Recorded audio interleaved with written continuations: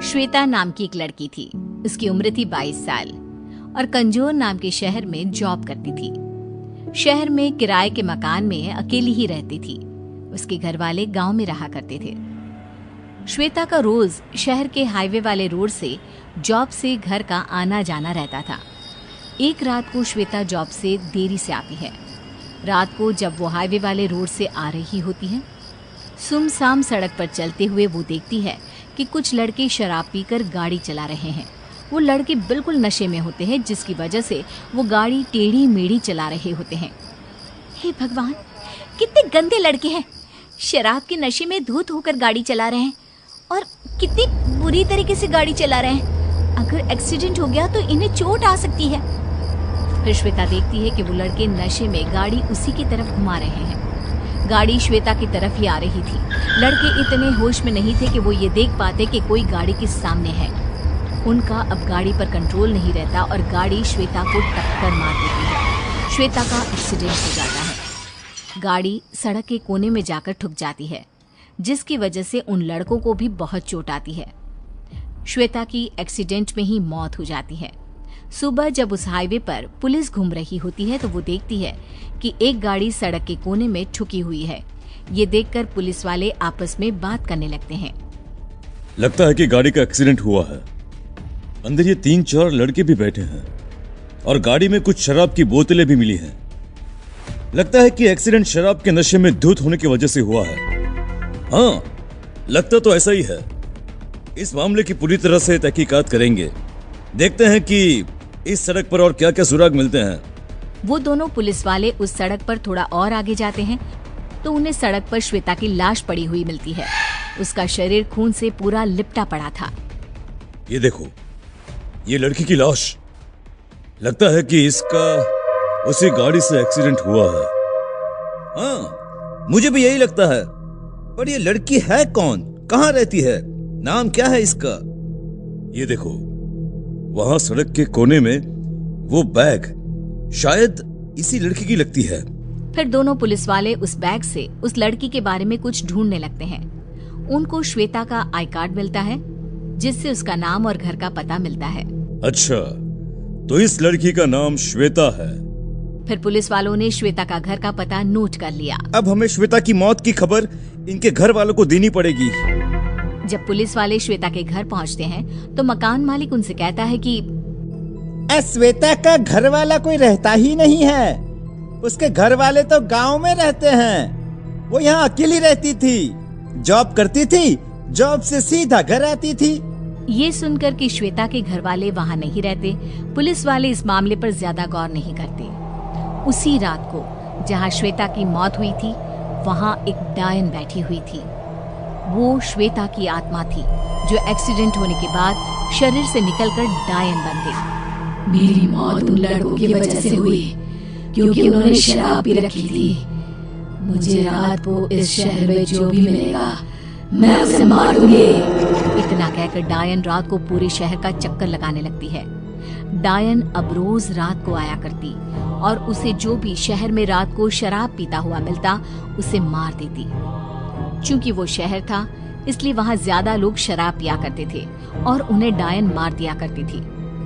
Police के पास इस हादसे की कंप्लेंट्स ज्यादा आने लगी, तो पुलिस भी चिंता में पड़ गई कि आखिर ये कत्ल कौन कर रहा है। पुलिस को ये तो समझ में आ रहा था कि कत्ल सिर्फ उसी का हो रहा है जो शराब पीता है। पूरे शहर में ये बात फैल गई। लोगों ने शराब पीना बंद कर दिया, पर एक ऐसा इंसान भी था जिसका इस बात पर बिल्कुल विश्वास नहीं था। उसे इस बात का कोई डर नहीं था, और वो था श्वेता के घर का मकान मालिक। एक बार श्वेता के घर का मकान मालिक रात को अपने घर के बाहर बैठकर शराब पी रहा था। अरे भाई वाह, आज तो मैं जमकर शराब पीऊंगा, मजा आ जाएगा। आज तो बीवी भी घर पे नहीं है। मकान मालिक शराब की बोतल खोल ही लेता है कि तभी पीछे से कुछ आवाज आती है। ऐसे लगता है जैसे पीछे कोई खड़ा हो। मकान मालिक जब पीछे मुड़कर देखता है तो वो बहुत डर जाता है। वो देखता है कि एक डरावनी डायन उसके पीछे खड़ी हुई है। डायन ने मकान मालिक के कंधे पर हाथ रखा। मकान मालिक ये देखकर बहुत डर गया।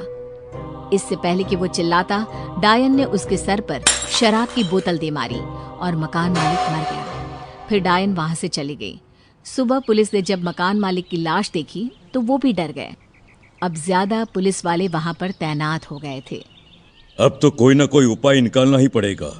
अगर ऐसे ही शहर के लोग मरते रहे तो शहर की आबादी खत्म हो जाएगी। हाँ, उपाय तो बहुत जल्दी निकालना पड़ेगा। ऐसे हादसे शहर में बढ़ते ही जा रहे हैं। हम एक काम करते हैं, रात को शहर में एक तांत्रिक बुला लेते हैं, फिर देखते हैं कि आखिर ये मांजरा है क्या।